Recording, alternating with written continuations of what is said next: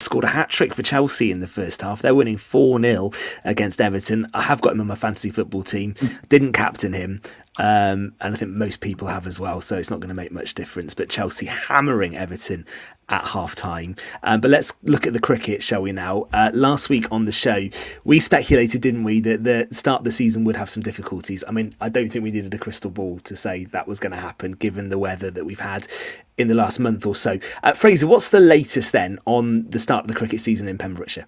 The latest, Ben, is the Pembrokeshire Groundsman Association had representatives at grounds on the weekend, as is customary, a couple of weeks before the season, to see if anyone needed assistance with any work. And they've come to a decision, having seen the state of them, which I imagine was saturated pretty much all around the county. The cricket season was due to start Sunday, April 28th, with the second weekend, Saturday, May the 4th. Those 2 weekends have now been cancelled. No cricket in Pembrokeshire will take place on those weekends. They've announced the decision today. They've now put it to the clubs to come back with feedback before they hold a meeting on Wednesday night to decide the way forward. The clubs will be given two choices to essentially vote for. Option A is just to call those games postponements and, you know, call it a 16-game season as opposed to 18, if you like. The second option is to move those two games to bank holidays later in the summer, being the last bank holiday in May and the August bank holiday then. So those are the options on the table for clubs who will give their feedback before Wednesday. Hopefully we'll have a decision on Thursday. Okay, let's get some views on this then. Start actually with one that's on the Facebook page. So Paul Webb, who is a former chairman, phrase? Yeah. He says, leave it as it is. Hopefully the weather will dry up. Some grounds are drier than others and will play. Some will not. There's no guarantee when the weather will turn warm and dry. Gordon, what's your view? I've got some sympathy with what Paul said there, because it does seem a bit strange just to write off 2 weeks of the season at this stage, and then, you know, if the weather continues to be bad into May, which it could, it might be that we're losing weeks and weeks of the season. What's your view? Yeah, it's difficult because we spoke about this earlier, Ben, off air, that the cricket season is such a short season, with the football and the rugby seasons either end of it. It's difficult to actually find a way of playing those games that have been postponed because they're only ever played on a Saturday. I suppose you could look at the point, I don't know if they have, or playing a game on a Sunday. I don't know whether that would help. That would mean you'd be playing on a Saturday and Sunday to get those games played. I don't know whether the boys would be up for doing that. It's a whole weekend away from the family. Many of the boys would be happy to do that. But there'd be many that wouldn't. So we just have to see what happens. But playing them on a bank holiday, as we found out before, is always a difficult one because the season always started in May with the first Saturday and the bank holiday Monday. So you had two quick games, but the league got rid of that and decided to come into the April and play every Saturday through to August. And also you've got the cup competitions to fit in as well. And one of those Saturday afternoons has to be the Harrison Allen Bowl final. So, and it's an 18-week season, so it's difficult to fit it in. And as I said, possibly think about a Sunday to fit them in. I don't know. All right, Gordon, I don't know if you get a vote. I know you're obviously quite an important dignitary in the county. I don't think you get a vote. If you did, how would you be voting? Would you say scrap the two games, or would you say let's try and get them in? Yeah, everybody get the same amount of points and just scrap the two games. That's the common sense thing to do. But if they really, as I just said, play those two games on a Sunday, you're going to be playing all weekend, mate. It's Saturday and Sunday, plus there's cup competitions as well. So it's not easy. Not easy. Fraser? Yeah, look, I mean, you don't want to be hypocritical here. We've long called for clarity from the county, and we get an early decision where they have, clarified this stance, and they have given, and this is important, they have given clubs the opportunity to give their feedback and be involved in the decision. So I think that, a tick there for the way they've handled the process. But personally, I'm inclined to agree with Paul. I don't know why the decision had to be made this early. We've had drier weather today. I would like to have given it another week. I don't think the call had to be made today. I think you could have come to next Monday, Tuesday, then consulted the clubs to see what state of their pitches they're and made the decision then.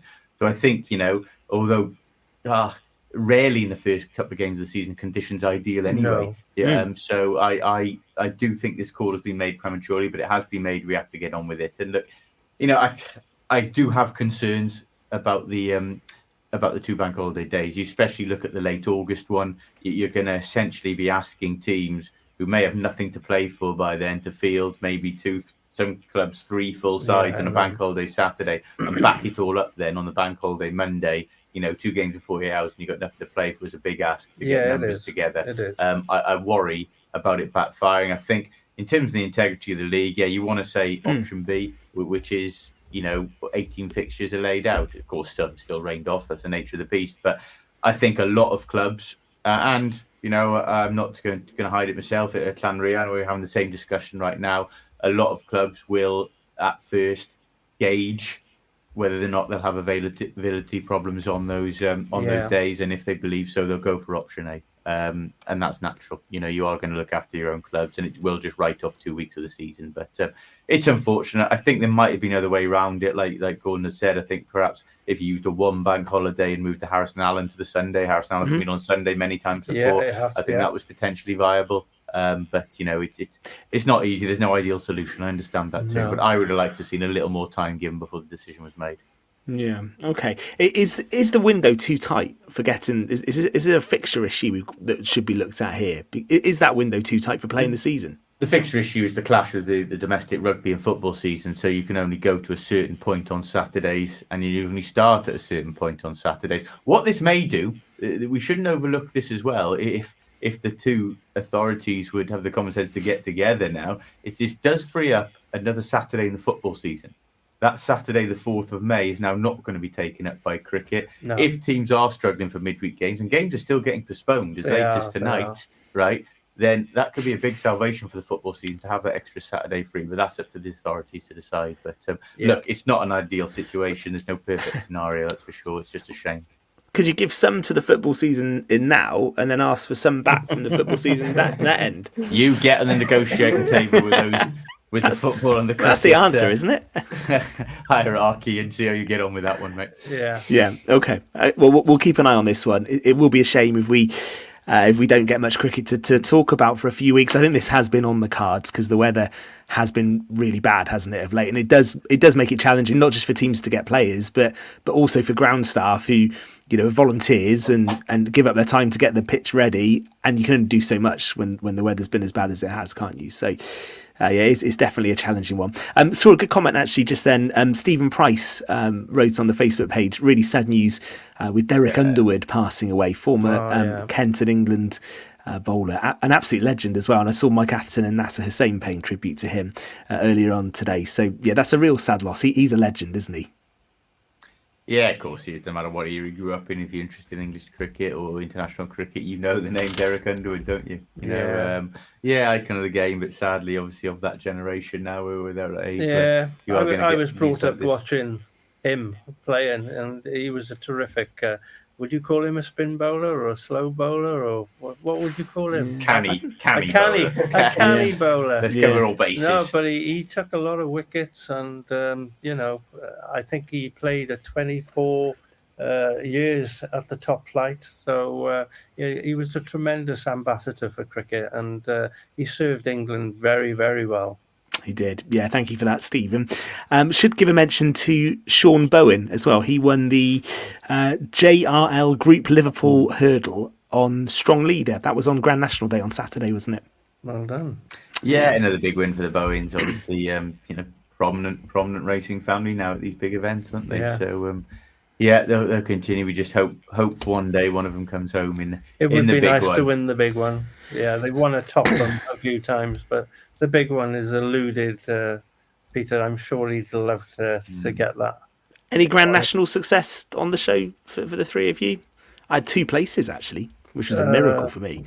I didn't actually have a bet on Saturday, and I normally do, but no, I didn't on Saturday. No, well, my parents are obviously a little bit out of touch. They went to the bookies to put a bet on what proved to be the winner, to find out the bookies didn't exist anymore. It's all online. It's all online now. Oh, so, no. They missed out. But but no, my national consisted of being told to keep an eye on Corrick Rambler, and if there were any breaking stories, to break them for work. And he went down at the first, didn't he? So barely had I turned it on, and I was frantically typing. But thankfully, he was okay, and all horses went round okay, I believe. So, which was really, really good to see. Absolutely right. Gordon Fraser, Tom, thank you very much indeed. Anyone running the London Marathon on Sunday, good luck to you as well. We'd love to hear from you on the show, and also next week, of course, we will be able to look ahead to the Senior Cup. I know, absolutely. The Senior Cup final, we'll know the finalists this time next week. So good luck to all of our football sides as well in semi-final action. Cheers, guys. We'll be back next week between 7 and 9. Pembrokeshire Island Discs with Dave Golding is on the way on Pure West Radio next. Good night. My name is Elsie. And my name is Dottie. And you